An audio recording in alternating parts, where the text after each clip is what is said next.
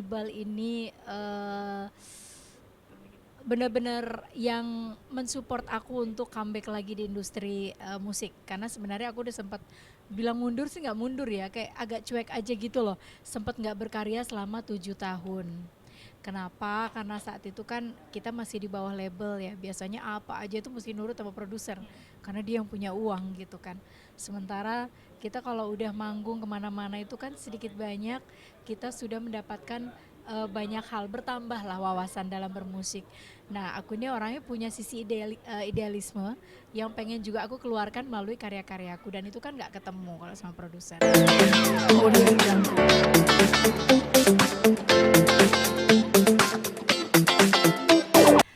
Halo pemirsa, aku Eri Susan. Ini sekarang aku lagi persiapan, jadi lagi ada apa? Oh, turun dikit. Jadi aku lagi ada persiapan untuk ngelarin video klip yang tertunda. Ini sebenarnya album dangdut klasik asik yang aku rilis di pandemi tahun kedua sebenarnya. Cuman waktu itu baru sempat syuting 3 lagu. Nah, di satu album itu ada 10 lagu. Nah, kali ini kita mau nyicil untuk 5 lagunya lagi. Sambil nanti atur waktu lagi yang duanya di outdoor. Jadi ini biar lebih simpel, biar cepat selesai aja sih. Seperti itu. Persiapannya apa sih Kak nih hari ini? Mungkin Kakak udah siap-siap makeup. Terus temanya hari ini apa kepada video klipnya? Sebenarnya karena ini sebenarnya obrolannya sifatnya mendadak ya, karena ini kan lagu yang aku produksi bareng sahabatku Adibal ya. Jadi karena ini sifatnya obrolannya mendadak, jadi memang kalau dibilang konsepnya apa, emang kita juga nggak tahu konsepnya apa. Yang jelas kita syutingnya indoor, kita di studio, ya udah menyesuaikan lagunya aja lah. Seperti itu, simpel-simpel aja sih, nggak ribet gitu. Karena sebenarnya untuk lagunya sendiri pun kan juga udah banyak yang udah tahu, banyak yang udah nyanyiin. Jadi lebih kepada kayak apa ya, validasi bahwa lagu ini tuh selama ini kan mereka hanya dengar video klipnya tuh belum ada, seperti itu. Oke pemirsa, pokoknya ikutin terus, aku mau siap-siap makeup. Oke. Nanti kita syutingnya. Udah Kak. Oke pemirsa, pokoknya ikutin terus kegiatan aku hari ini ya.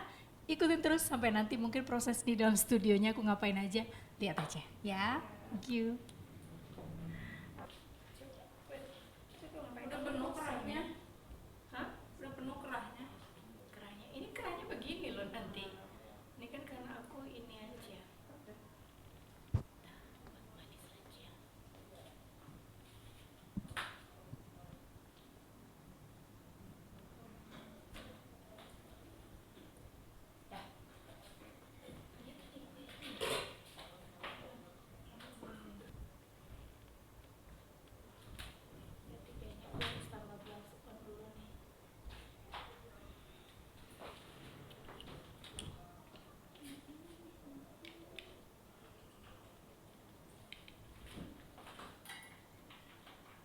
Kakak mau sendiri Kak?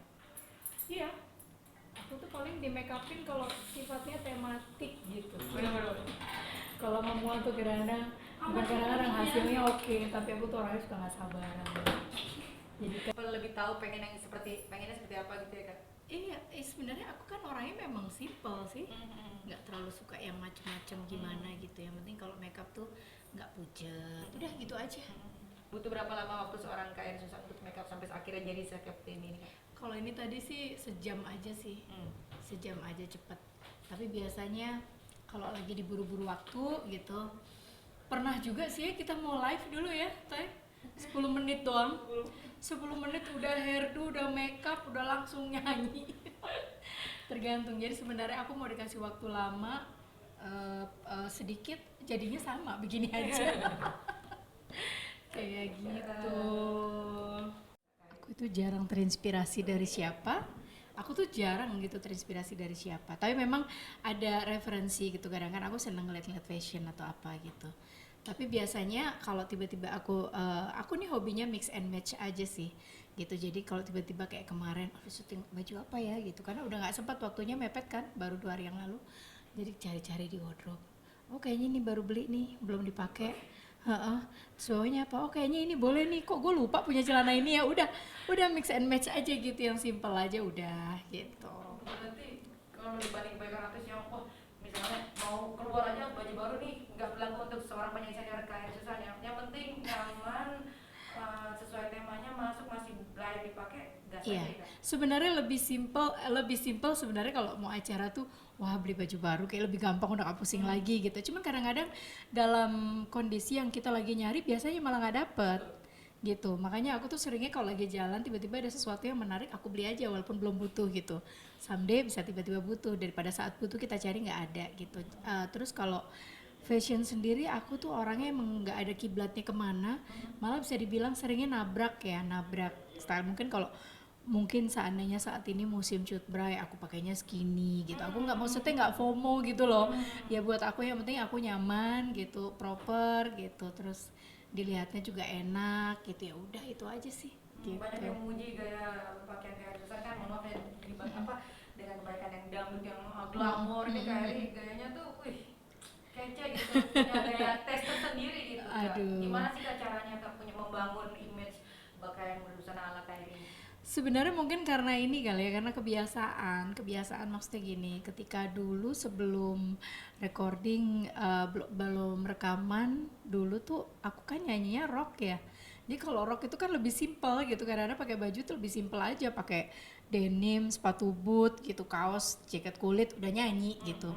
Nah cuman waktu pertama kali rekaman dangdut tuh, akhirnya ya biasa lah ya, baru-baru ya, jadi sempet ada influence lah gitu, pakai baju ini deh. Nah, akhirnya sama gitu, pakai yang fayet apa gitu sempet juga gitu. Cuma satu momen memang aku sempet bosen juga ya gitu, kayak capek gitu pakainya. Jadi kalau sekarang tuh ya suka-sukanya aku aja sih kalau pakai baju gitu, yang penting ya lagi-lagi nyaman, nyaman dan proper, udah itu aja sih.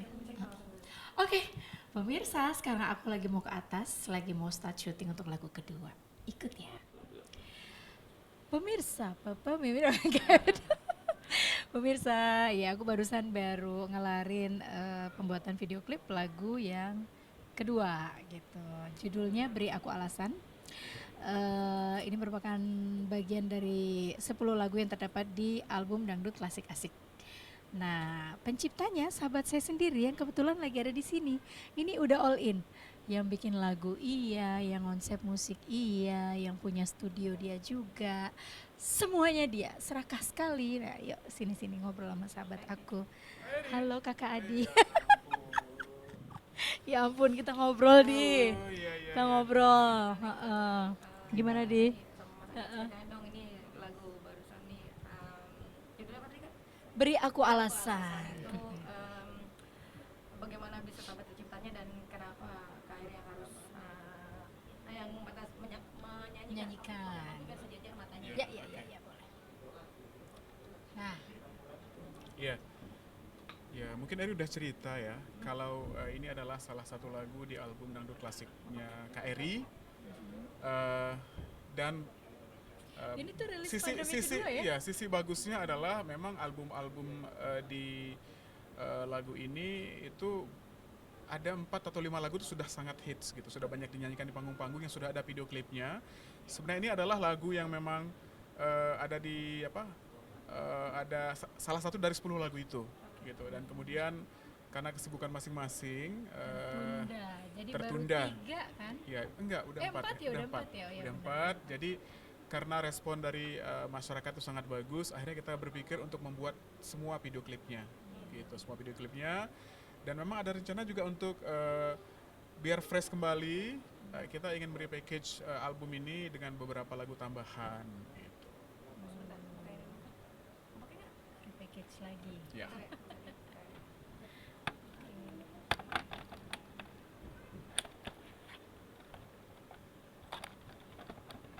Oke, Kak ini gimana bisa mungkin ini bukan kali pertama ya kan, aku lihat udah sahabatan lama banget ya.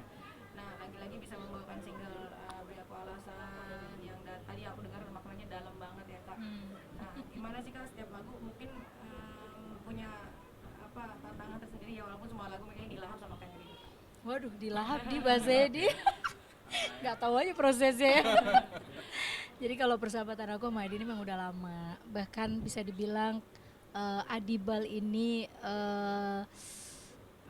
benar-benar yang mensupport aku untuk comeback lagi di industri musik. Karena sebenarnya aku udah sempat bilang mundur sih, nggak mundur ya, kayak agak cuek aja gitu loh. Sempat nggak berkarya selama 7 tahun.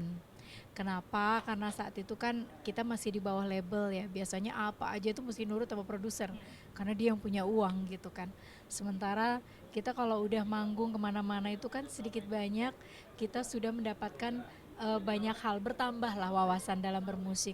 Nah aku ini orangnya punya sisi idealisme yang pengen juga aku keluarkan melalui karya-karyaku, dan itu kan nggak ketemu kalau sama produser.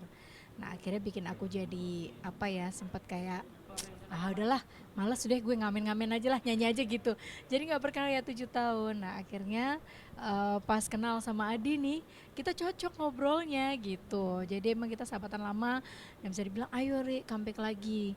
Males gitu, kalau males harus berbuat dong, apa yang bikin ini. Akhirnya ya udah, aku disupport sama Adi saat itu.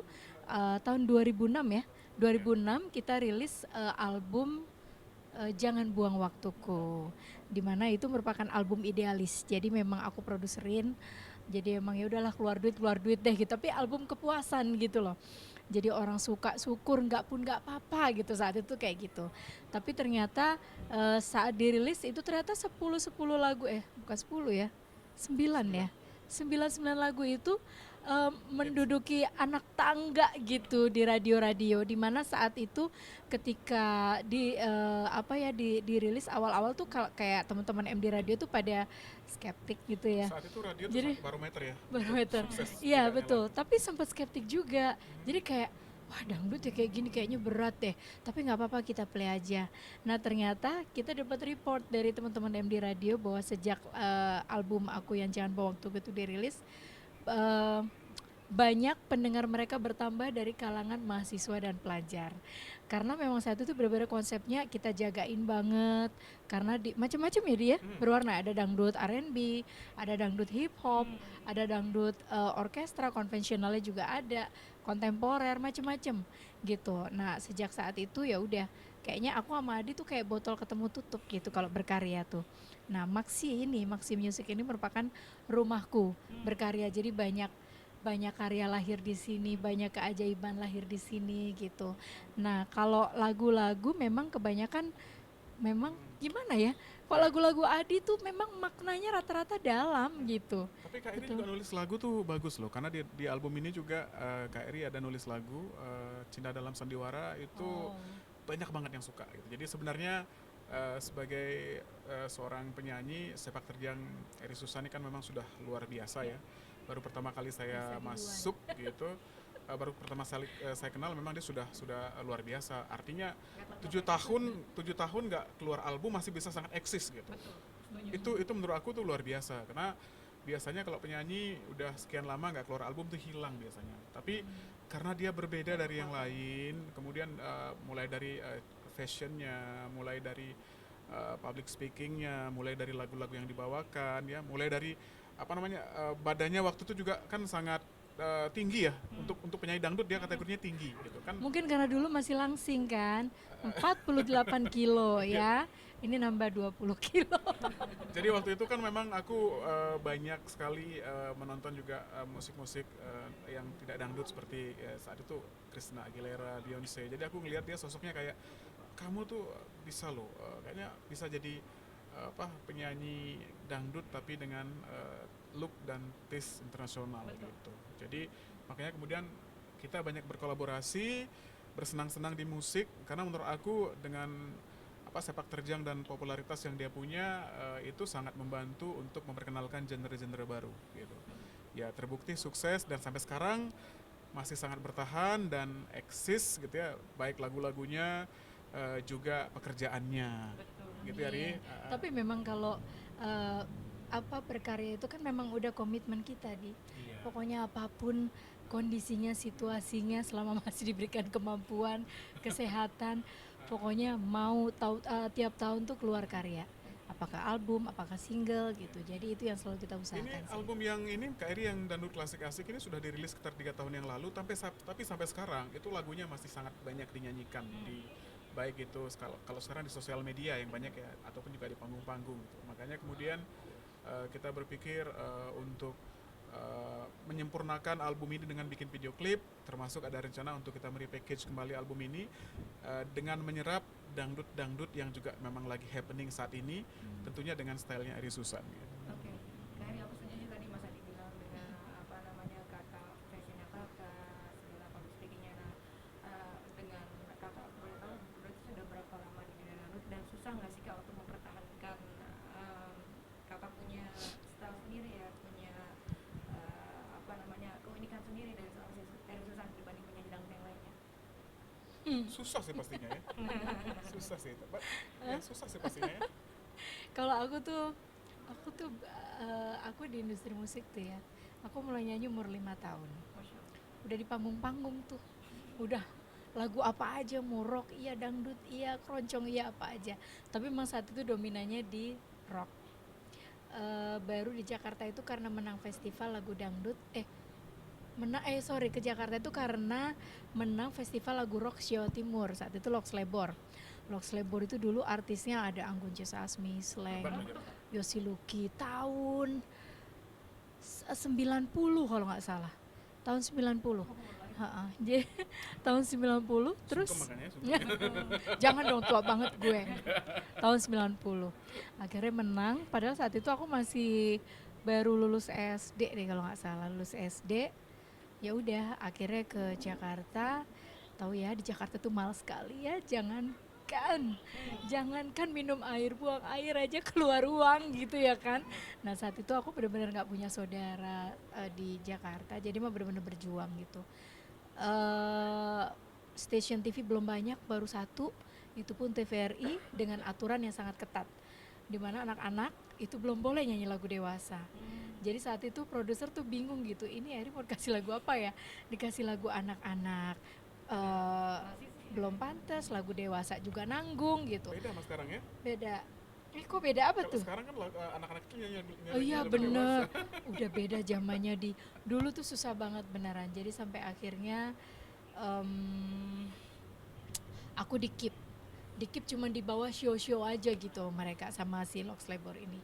Jadi kalau aku tuh ada di PRJ di mana manggung di mana, jadi home bandnya Slank. Ntar yang nyanyi ada Anggun, ada Yosi Luki, ada rocker-rocker lain, aku penyanyi ciliknya gitu. Sampai satu saat, waduh ini kalau rekaman nunggu gede gimana caranya ya gitu. Sementara di sana saat itu aku ditampung oleh salah satu keluarga gitu, kita numpang luar biasa baiknya, aku disekolahin, dibantu biaya dan sebagainya. Dan aku sempat kerja di kayak kalau sekarang tuh bilangnya apa ya, kayak night club gitu ya, kayak night club gitu. Dulu tuh bar ya benar, di bar. Jadi emang untuk biaya sekolah gitu. Jadi ya udah, malamnya nyanyi, batasnya nyanyi sampai jam 11 malam, paginya sekolah, seperti itu. Sampai akhirnya lama-lama kok nggak tahan ya gitu, kayaknya main Jakarta berat nih, udahlah kita pulang kampung aja kayak gitu. Tiba-tiba ada teman, salah satu pencipta lagu, terus bilang ngasih selebaran nih, ada festival karaoke dangdut, festival dangdut se-Jabotabek memperebutkan Piala Haji Romai Rama sama Bapak Haji Basuki Sudirman. Kupikir iseng, udahlah iseng ikutlah gitu, sebelum pulang ke Jakarta nih gitu, sebelum pulang kampung. Lumayan nih hadiahnya saat itu 800.000 di 800.000 zaman dulu tuh kayak sekarang 8 juta gitu rasanya. Jadi bayangannya tuh kayak, mudah-mudahan nih kalau gue menang, nih duit gue kereta pulang enak nih, gue bisa duduk nih. Karena dulu ketika ke Jakarta aku tuh nggak kebagian tempat duduk, keretanya ekonomi, aku di pangku ibuku beralaskan koran di depan toilet kereta ekonomi. Jadi itu tuh pengalaman yang luar biasa. Nah nggak tahu mungkin rezeki ya. Di situ pas pada saat final aku juara 1, dan kebetulan ada salah satu produser dari Akurama Records yang lagi cari penyanyi remaja belum pernah rekaman sama sekali. Dan akhirnya aku diaudisi untuk lagu Mabuk Duit gitu. Jadi itulah lagu pertama dan ya. langsung meledak ya. Iya, akhirnya disitulah aku mulai ada penghasilan, akhirnya tetap continuity berkarya sampai dengan sekarang gitu. Susah nggak mempertahankan yang dulu kan perjuangannya se-struggle itu ya, sekarang sudah begini. Orang kata mungkin enak-enak aja, tapi orang sih pasti ngelihatnya yang enak-enaknya aja ya. Tapi semua sih aku rasa bukan hanya aku, banyak lah yang mengalami proses-proses yang mungkin tidak terlihat dan itu bukan perjalanan yang mudah untuk dijalani gitu. Jadi kita kebanjiran juga pernah ngerasain, kita Struggle itu. dizolimi orang juga pernah ngerasain, gitu kan. Banyak hal.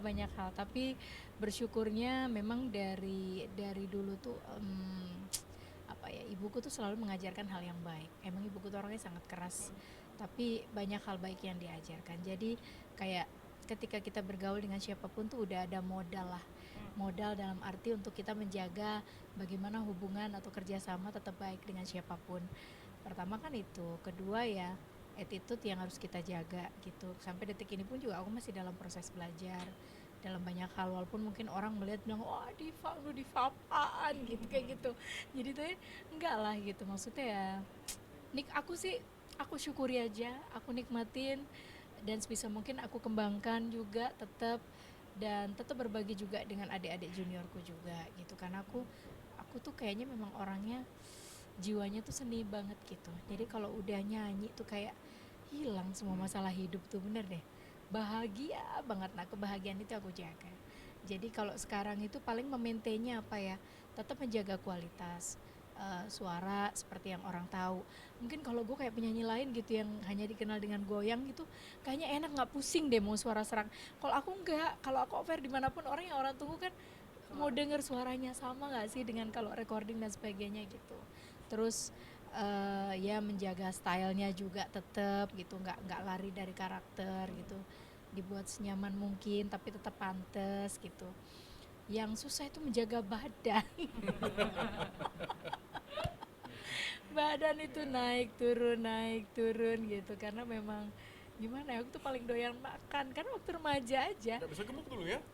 Dulu susah, aku nggak bisa gemuk. Bahkan ketika aku masih grup berdelapan, waktu itu ada apa, ada Duta, ada Ike Nurjana, Kristina, ada Ike Nurjana, Kristina, Iyat Bustami, Ina Cynthia, Evita Mala, Cici Paramida, berdelapan. Is Dahlia, berdelapan tuh. Jadi mereka fitness, mereka aerobik, aku hanya makan ngemil di sebelahnya. Jadi kakakku tuh semua tuh, iya enak banget ya jadi Eri ya gitu. Bahkan even saat fitting baju, saat itu kan MNC TV tuh ada acara arisan dangdut, ada Duta nih. Jadi semua baju tuh kan di provide gitu ya, ada endorsement gitu. Aku nggak, paling satu-satunya nggak pernah fitting karena bajunya extra small, selalu kebagian yang paling bagus karena itu badan model, ukuran model gitu. Jadi mau paling nggak pusing gitu. Dulu tuh kan 48, paling gemuk 50. Sekarang Kalau ukuran modal sekarang ya? hah? Sekarang ukuran modal, dulu ukuran model. Modal sekarang kayaknya. Tapi nanti mau olahraga lagi nih biar turun lah paling nggak 5 kilo lah ya. Sama Karena lagi ini. nggak, Kita karena mau syuting lagu duet kan? aku tuh kalau bilang kayak ke Kak Isda atau Kak Ika atau apa, aku mau kurusin badan. Enggak lah Dek, kamu jangan kurus-kurus kayak dulu, udah segini aja gitu. Enggak lah, bagusan Nggak dulu. boleh. Itu bagusnya dulu sih. Gue juga kalau nonton video, kapan badanku kembali kayak gini? diet tuh ya kan, mau saja Iya, benar ngejaga ini banget. maksudnya, tapi setuju nggak sih karir udah mau ya kan, semuanya menjadi apa, penyanyi dangdut yang apa namanya, bisa dibilang senior lah ya, tapi kalau sedikit yang apa namanya, perihal asmaranya kayak ini kayak kita Wuhui. banget nih Kak. Kenapa Kak? Asmara. Aku yang jawab ya. Iya, Aku yang jawab ya. Aku yang bantu jawab ya. Mana lagi harus kucari. Sebenarnya gini, struggle-nya Eri itu membuat dia sangat kuat untuk banyak hal ya, entah itu karir termasuk dengan asmara gitu. Jadi memang Mbak Eri emang komitmen dia untuk tidak mau urusan pribadi dan asmaranya menjadi sorotan publik ya. Padahal sebenarnya itu kalau yang lain-lain kan dijadikan aset untuk promo ya. Nah kalau Eri Susan memang dari dulu dia memang ingin yang disorot dari dirinya adalah lebih kepada karyanya, terus eksistensinya, bahkan keluarga dan asmara itu biarlah menjadi privasinya. Gitu. Ya, Ri? Ya ada benarnya, tapi kalau dibilang privasi banget juga enggak. Cuman maksudnya dalam beberapa hal memang kayak aku tuh nggak pengen kehilangan diri aku gitu loh dengan kebiasaan aku, aktivitasku. Jadi kalau udah bicara tentang asmara tuh ya wes lah, maksudnya nggak dirahasiakan tapi juga nggak Tidak. perlu woro-woro gitu loh, maksudnya udah jalanin aja, yang tahu ya udahlah tahu, yang belum ya nggak perlu gue kasih tahu, udah Tidak biasa untuk, aja tidak gitu. untuk jadi konsumsi publik lah. Iya gitu, kayak lebih enak ngejalaninnya. Ini kan orangnya aku lihat ya perfeksionis gitu. Jadi kamu takut nih Mas Andi kayaknya. Enggak kok. Eri itu justru Kalau perfeksionis ya rata-rata orang bilangnya gitu. iya enggak, mungkin gini, Bilangnya mungkin terlihatnya iya, tapi apa namanya, mungkin Eri kalau dibilang perfeksionis juga enggak, dia sangat sangat ini kok, sangat mudah diajak bekerja sama. Dalam Bisa- beberapa dalam hal beberapa mungkin, hal ya. gitu ya. Nah, Tapi tidak semua. terkait untuk beberapa orang yang dekat juga sebenarnya enggak juga ya Ri ya. Gitu. Tapi memang kadang-kadang gini, menjadi sosok figur yang hebat gitu. Kadang-kadang juga membuat dari pihak mungkin prianya itu yang memang insecure mungkin ya. Insecure. Iya, kalau Erinya mungkin sebenarnya tidak, dia sangat sangat easy going, sangat santai. Menurut Iya, aku, betul. kenapa aku cocok bekerja sama dengan dia? Karena sebagai artis, dia itu sehari-harinya sangat tidak ngartis, justru sangat friendly, sangat sangat menyenangkan, baik itu dengan teman-temannya ataupun dengan siapapun, gitu loh. Yang tadi dia bilang tidak sok diva gitu. Jadi aku kan tahu dia tuh dari yang sangat terkenal gitu ya, terus kemudian berjalannya waktu, kemudian dia berubah menjadi bukan hanya penyanyi, juga menjadi seorang komposer dan produser gitu. Itu tidak berubah, dia salah satu orang yang sangat mudah untuk diajak bekerja sama. Biasanya kalau orang perfeksionis itu sulit diajak kerja sama, Ri. Makanya aku tidak setuju kalau Eri dibilang Oke. dia perfeksionis gitu. Kak, tapi ada nggak sih kayak mungkin kakak ada trauma sedikit gitu dalam menjalin hubungan atau pernah punya pengalaman dengan yang sampai pada akhirnya kakak aduh ntar dulu deh itu sampai berjalannya aja gitu dan terakhir punya pasangan kapan sih kak? Oh, sekarang terakhir pun mas udah. Sekarang pun udah ada.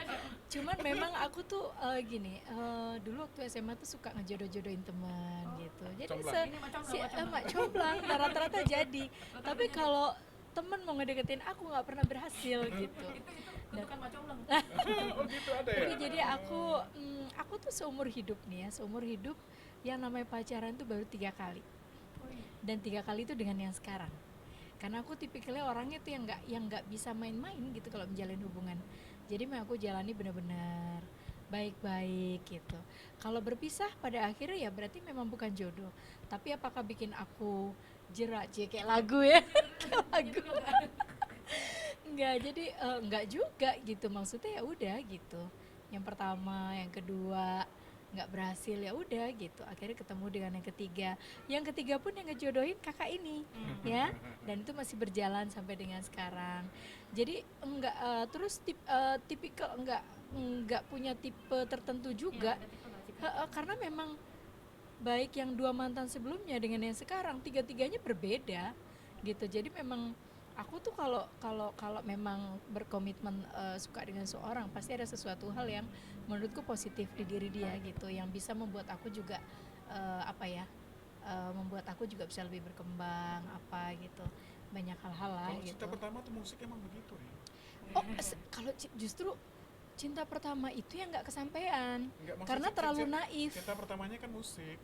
Oh iya, maksudnya cinta gitu. pertamanya musik. Ah. Kedua, waktu kuliah gue ditaksir cowok nih, ganteng banget. Bule, bukan bule, blasteran. Ah. Ditembak, tuh aku tolak loh dia. Aku tolak dengan alasan aku nggak tahu, aku belum pernah jatuh cinta, aku nggak tahu. Maksudnya kita berteman oke nih ya, gue baik-baik sama lu.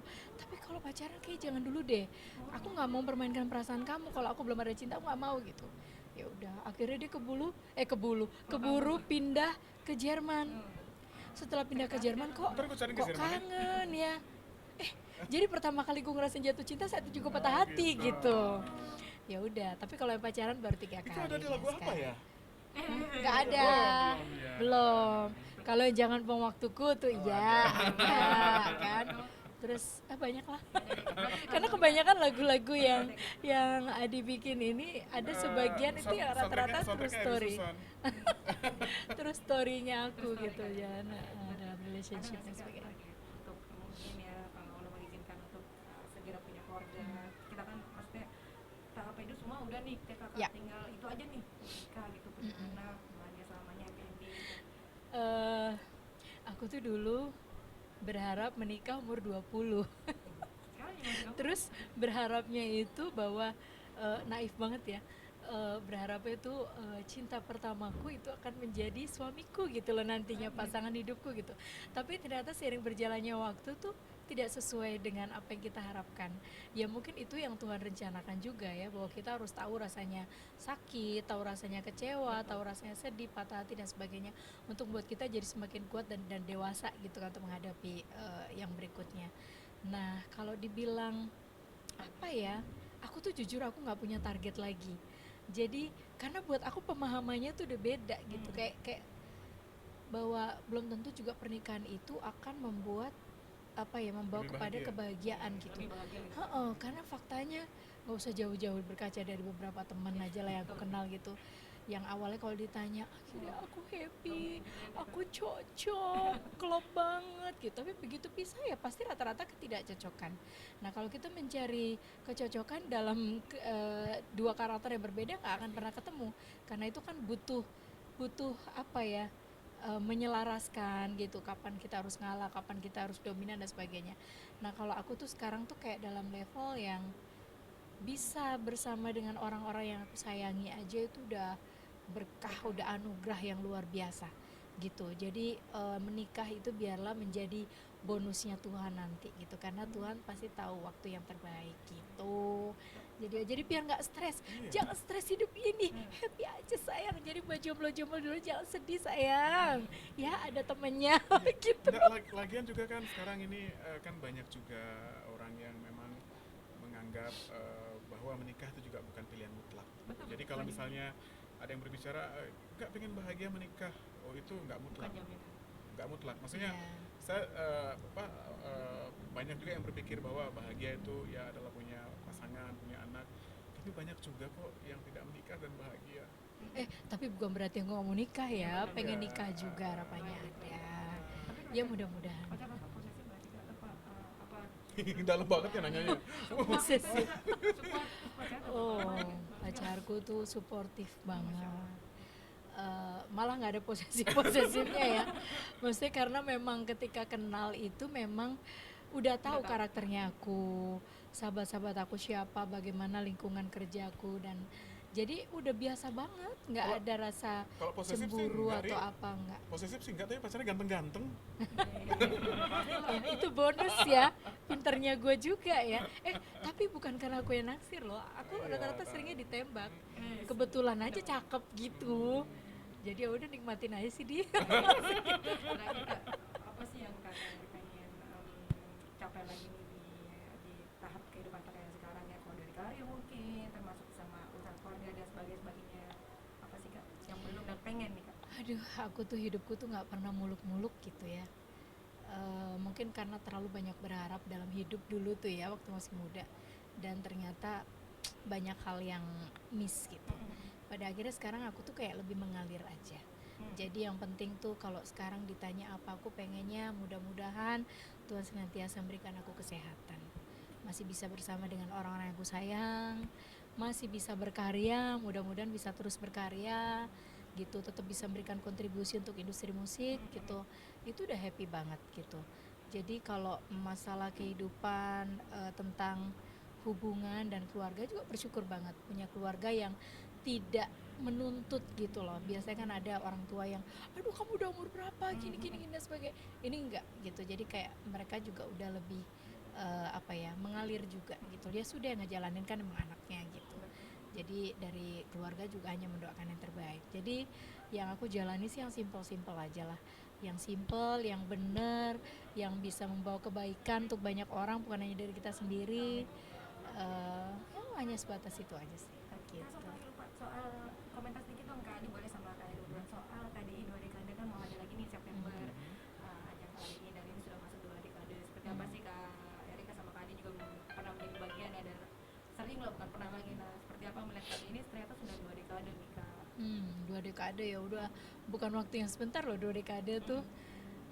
Yang pasti aku bersyukur sih, maksudnya bahwa MNC TV masih berkomitmen untuk apa ya istilahnya, menyajikan dangdut sebagai apa ya, tayangan utama sebenarnya kalau aku lihat ya gitu. House of Dangdut Kak. House of Dangdut.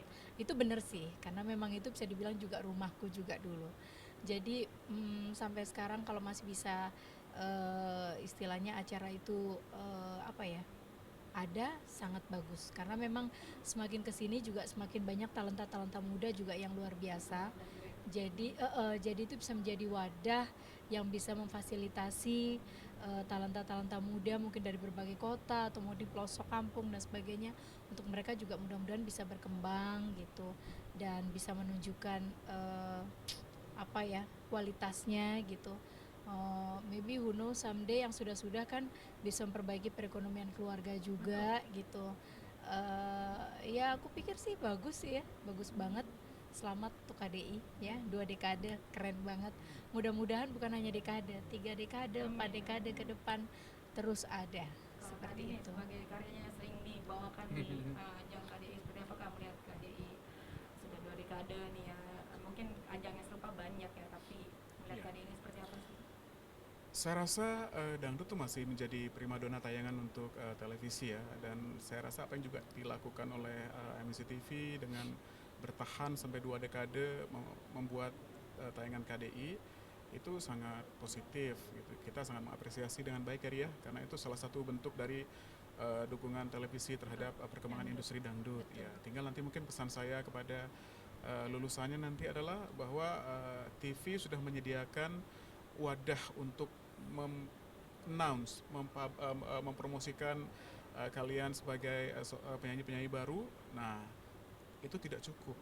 Artinya kalian sudah dibukakan pintu, tinggal kalian bagaimana berjuang agar bisa lebih dikenal lagi, lebih eksis gitu. Jadi seperti pengalaman Kak Eri Susan, bahwa struggle dalam berkarir itu sangat penting untuk membina mental dan ketekunan. Percayalah, artinya kalau sudah kalian sampai dalam tahap dipromosikan TV, berarti ada something yang spesial dalam diri kalian, dan itu perlu dibangun dan dipupuk. Jangan hanya mengandalkan pihak televisinya saja gitu, karena berhasil atau tidaknya seorang artis tuh tergantung dari sejauh mana dia bisa bertahan dengan struggle-nya berkarir gitu. Jadi MNC TV sudah membukakan pintu, memberikan fasilitas dengan ditonton banyak masyarakat, semuanya di endorse, semuanya didukung gitu. Jadi itu hal yang sangat positif, dan mudah-mudahan seterusnya nanti akan konsisten untuk membuat tayangan-tayangan TV dangdut yang berkualitas. Dari Kak Iris sendiri harapannya apa nih Kak, untuk ajang KDI ini ke depannya, mungkin sebagai salah satu pionir pop art dangdut juga ya, seperti apa sih Kak yang pengen kalian sampaikan? Dan untuk tadi yang Kak Iris bilang talenta-talenta muda nih yang masih ragu, pengen mencoba tapi nggak pede, apa punya kekurangan seperti apa Kak?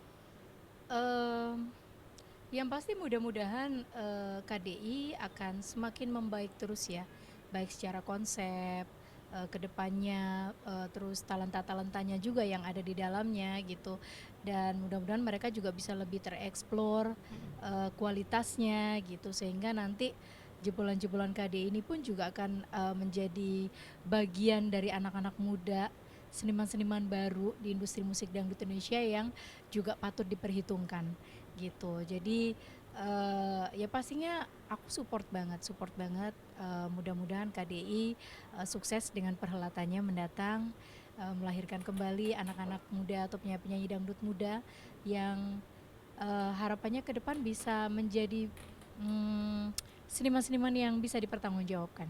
Seperti itu, maksudnya secara kualitas, secara karya dan sebagainya. Maksudnya intinya jangan cukup puas hanya karena ditonton di satu ajang, habis itu kalian udah berhenti. Setelah itu kalian mau ngapain? Nah, itu yang penting.